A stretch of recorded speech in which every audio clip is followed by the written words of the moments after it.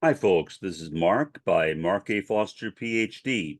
for the Institute for Dialectical Metarealism. I am re-recording this podcast because I had a coughing fit in the middle of the last try.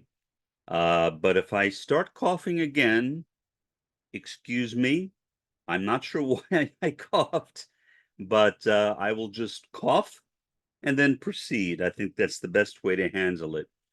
In this podcast, I wanted to juxtapose two concepts. One we have discussed before, and the other we have not. The first is Indigenism. The second is Diasporism. But let's review what Indigenism is first, and then we will go on to Diasporism and explain how that relates to Indigenism and why, at least in my view, diasporism should be thoroughly dismissed, at least the type of diasporism which relates to the Jewish people. I don't want to speak in a more general sense than that. To talk about other people, I don't think I have a right to do that. I can only talk about my own people, my own ancestors, in all fairness. So I will restrict myself to that and not delve into other types of diasporas and what the experiences are of people who have gone through them. Indigenism.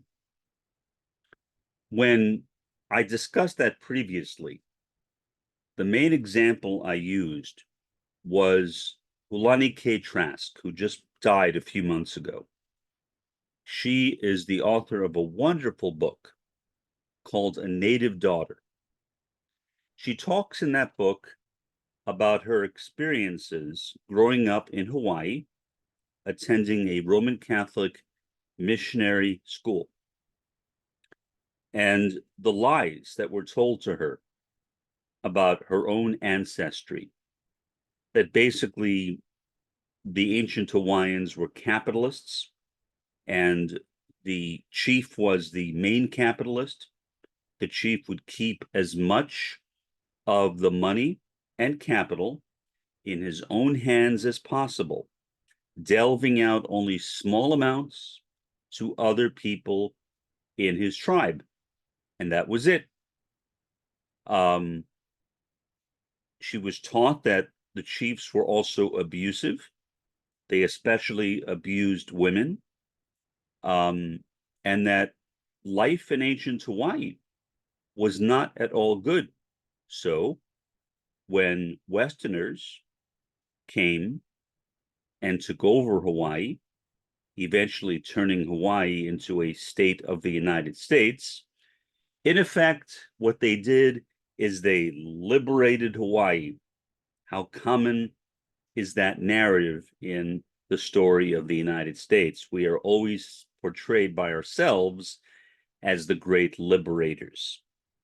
So, in effect, Hulani K. Trask said that she basically had a really, really poor self-image.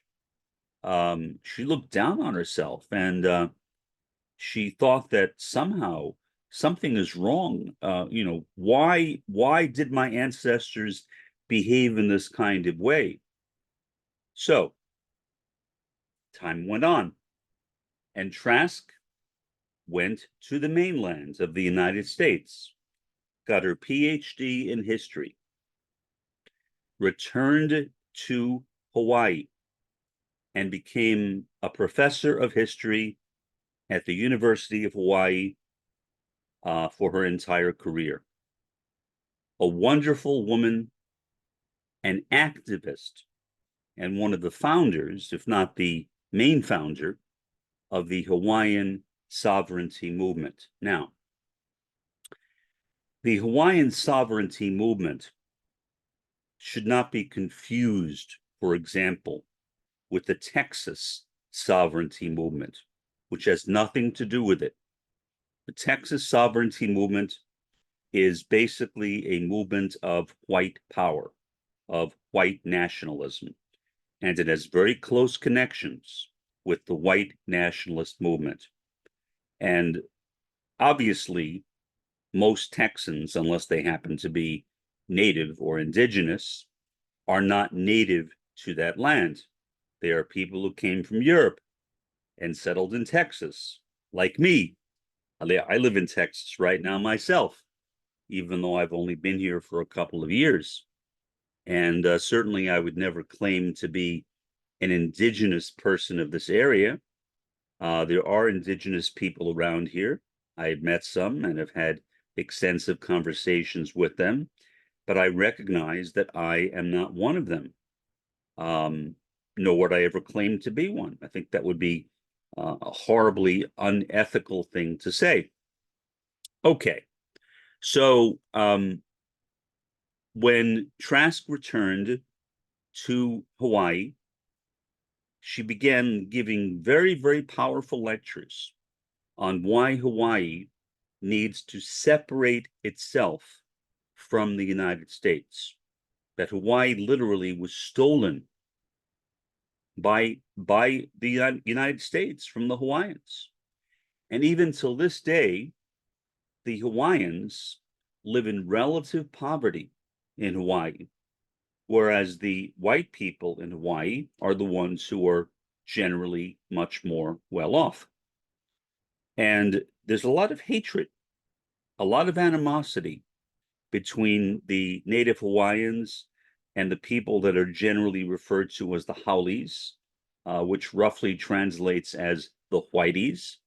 And there is a reason for that, because now,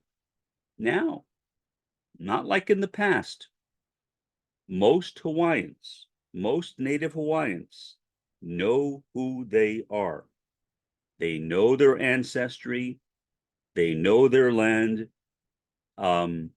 As to whether Polani K. Trask's idea that Hawaii should break away from the US and become independent, obviously that did not happen during her lifetime. There does not seem to be much going on in that direction right now. So I don't see that happening, at least for the time being. But I think that would be just. I agree with Trask that Hawaii was stolen by the United States and brought into the United States. That is a thing that the US seems to have done again and again and again. And in sociology and Marxism, we have a name for that: imperialism, or if you like, colonialism. Either way, it is not a nice thing. It is not good to be an imperialist or a colonialist, but that's exactly what the US is and has been for a very long time. I have met a lot of indigenous people. One thing that they have in common is a love for the land, which I pointed out in a previous podcast. They see the land as their mother, and they see themselves as the children of the land. When I look at myself, I don't feel that. I have no sense of land, no sense of motherhood in connection with that land, no sense of being a child of the land where I live. I have lived in many states in the United States over my lifetime. I never felt that way about one of them. I was born in Manhattan, in New York City, and I liked it. But did I ever feel like Manhattan was my mother? No, because I'm not an indigenous person. Most white people in the United States are not indigenous, have no sense of true indigeneity in connection with the lands on which they live. And that is true of white people in much of the world. And so that kind of indigeneity, which was discussed by Hulani K. Trask, and which is also experienced by many Native Americans, many Inuit people, many Maori people, many Aboriginal Australians, and so on, is one that I will never admittedly understand. Do I feel bad about that? Not really, because how can I feel bad about something I have never experienced? I mean, it's not like my indigeneity was stolen away from me. I never had it. So to me, it is wondrous, and I love listening to and reading stories about it, but it's not a part of my life experience. And to say anything else would simply be dishonest. I cannot relate to it. I respect it, but in my own life, I have never had any sense of attachment, spiritual attachment to the land. To many indigenous people, the land is spiritual. To me, the land is pragmatic. It's a place to live, it's a place to work, it's a place to go to school, it's a place to shop, and that's about it. I really can't go any further than that, because nothing else would be honest than to say what I just said. Now, there is another movement which has started, and I will read you in just a bit a passage from the book of a particular writer on this, called Diasporism. There have been many diasporas, meaning dispersions of people. Many of them were forced. People were kicked out of a land. The only diaspora that I can speak of meaningfully without being dishonest to myself or to others is the Jewish diaspora. Since I am from an Ashkenazi Jewish background, I can talk about that because I can look at myself, at my own experiences. I can look at the experiences of my family and friends and people I grew up with, and I have some degree of ability, I think, to understand what is diasporism. Let me read you that thing I mentioned, that passage from the book. This is, told you I might cough. This is from a book by Gabriel Scheffer called Diaspora Politics at Home Abroad. Though many colleagues have remained convinced that this, meaning diasporism, is a marginal issue, I have continued to study and publish articles on various aspects of the Jewish diaspora experience and on more general topics concerning ethno-national diasporism and diaspora politics.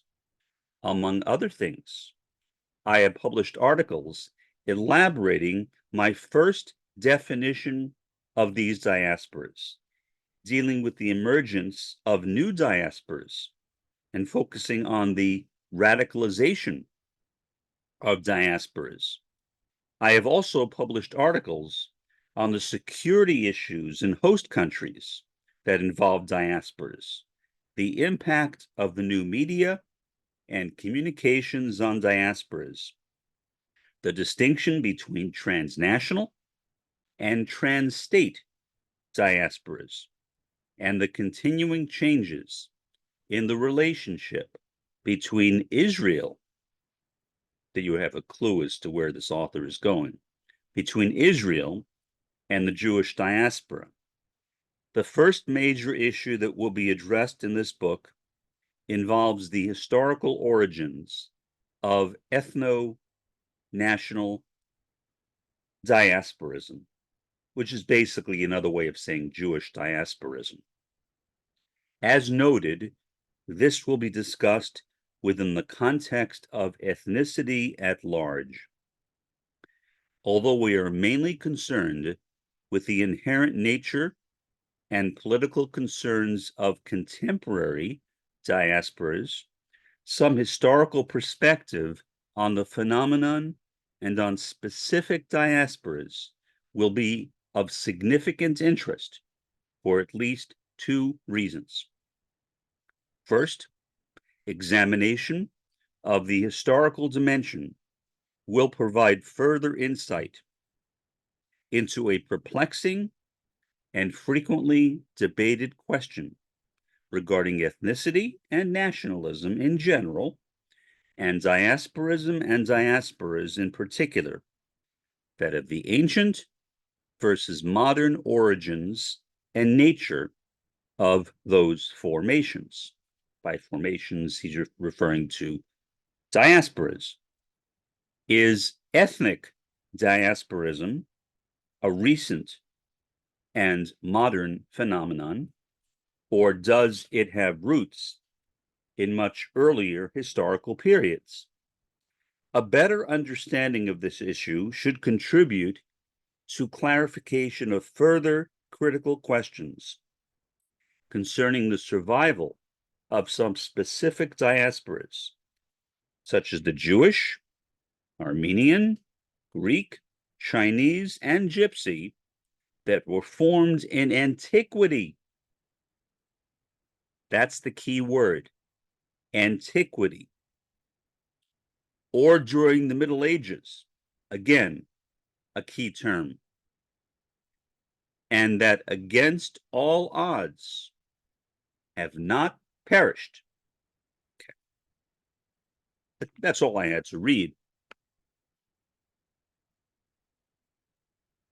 There are loads and loads of problems with diasporism.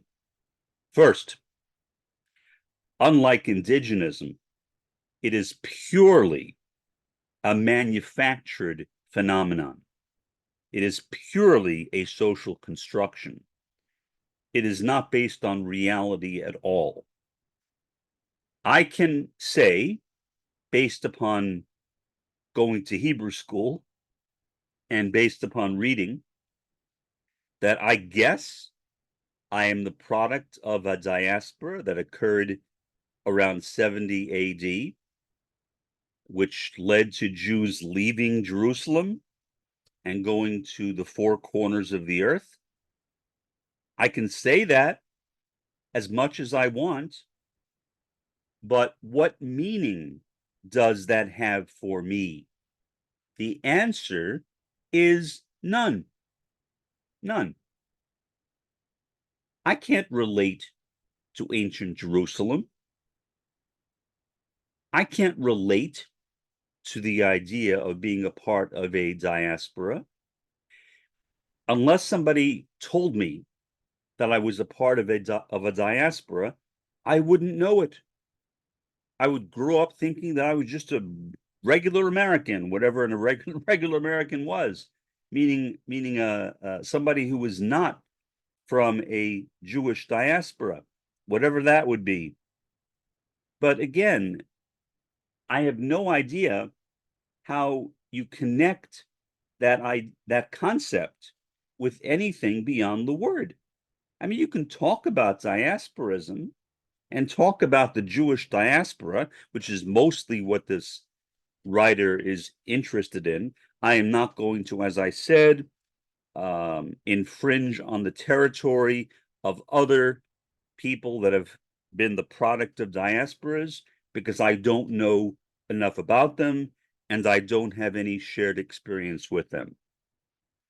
But I do have shared experience with other Ashkenazi Jews. And I know that myself and other people have no connection to Israel. You know, there are more Americans that are Jewish than more Israelis that are Jewish. In other words, more Israelis, more Jews live in the US than they live in Israel.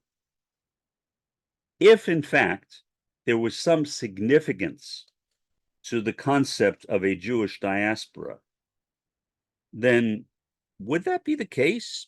I don't think so. I think that I would feel, gee, I really need to return to the land that I was dispersed from, but I don't. And apparently, that is true of most American Jews.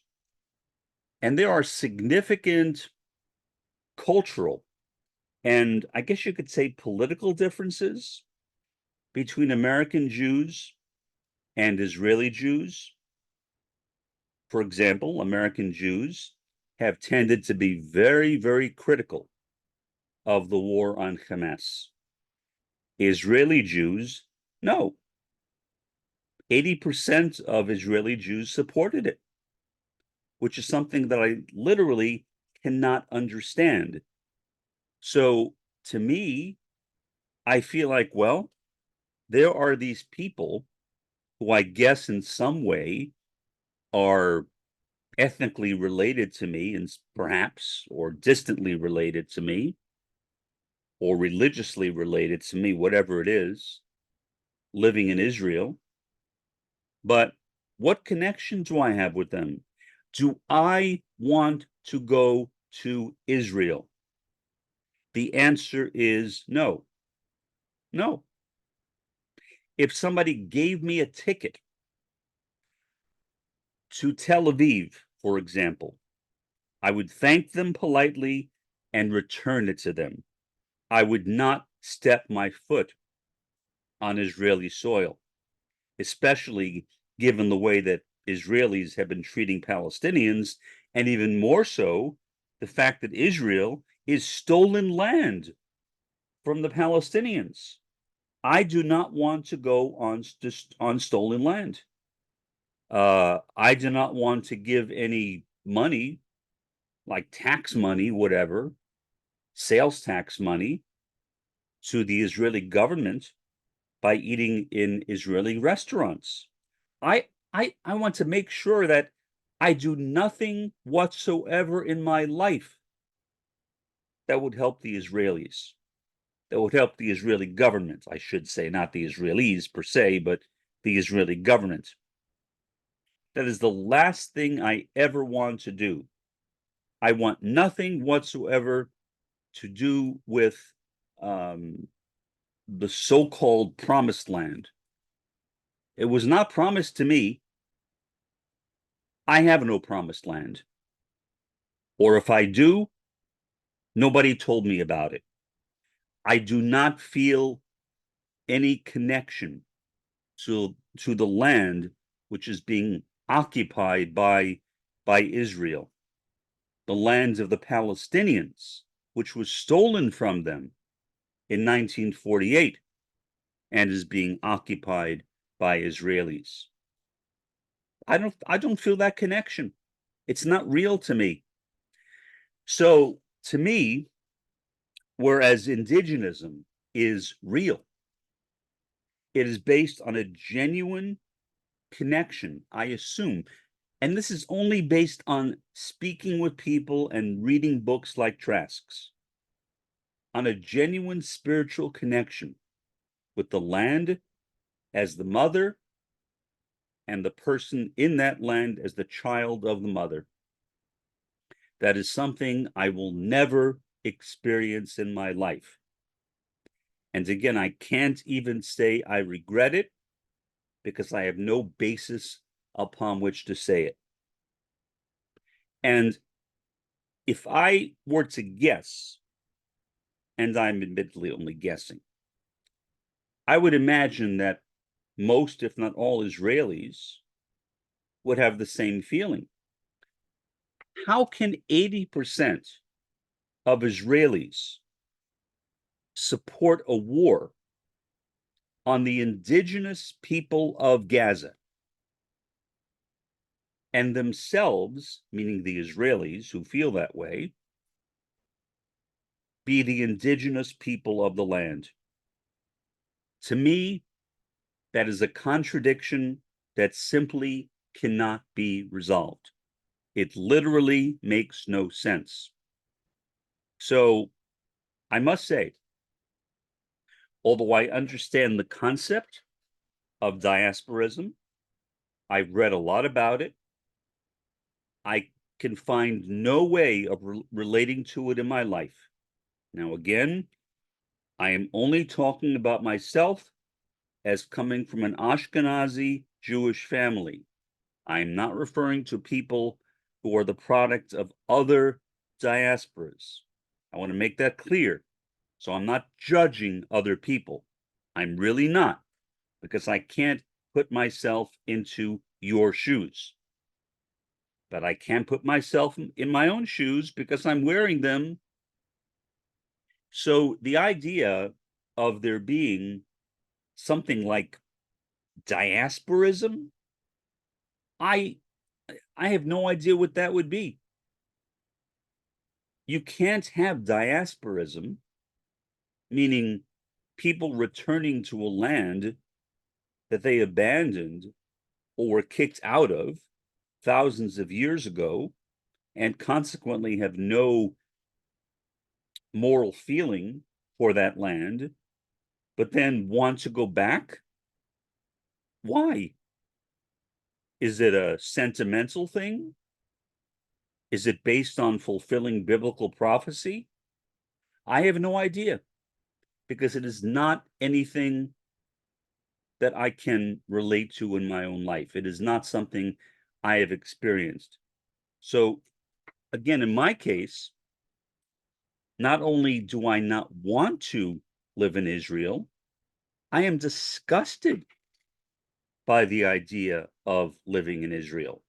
It totally disgusts me, because Israel to me is stolen land. It's like what Hulani K. Trask talks about in her book From a Native Daughter, when she says that the US has stolen the land of the Hawaiians from us.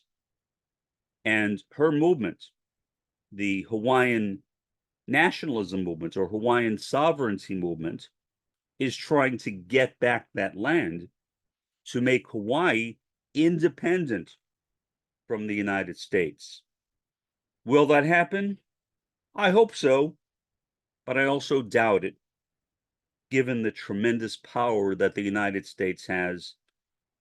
I just can't imagine the US being willing to dispense with an entire state. And are there enough people who live in Hawaii who would actually support that kind of thing? Again, not as far as I know. So I admire Hulani K. Trask. I admire her sister. I admire their comrades struggling for Hawaiian sovereignty. But I don't think it will work. And it's because of the imperialist and colonialist US. That is why. Same thing. Same thing with me.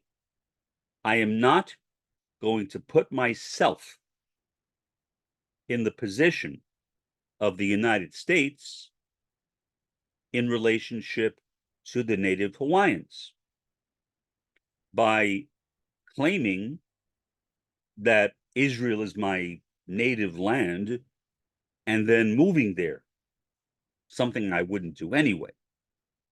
But I couldn't do it. Literally, my heart would not allow me to do that. However much I may think about it, to be honest with you, I literally get a feeling of disgust in my mouth. That's how I feel about it. About the idea of moving to a place where the people who are the indigenous residents of that land have been forced into prison camps. Nope, I will not do it under any circumstances.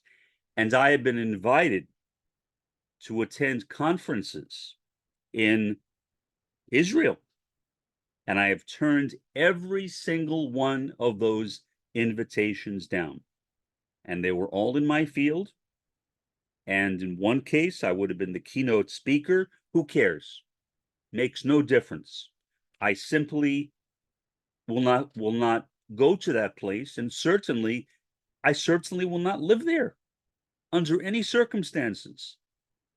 So I realize I've been a bit harsh and firm in getting my points across, but at least I think I got it across why I dislike diasporism, and I see diasporism as literally a contradiction, perhaps an intentional contradiction to indigenism, saying, well, you may say you're indigenous, but we are dispersed.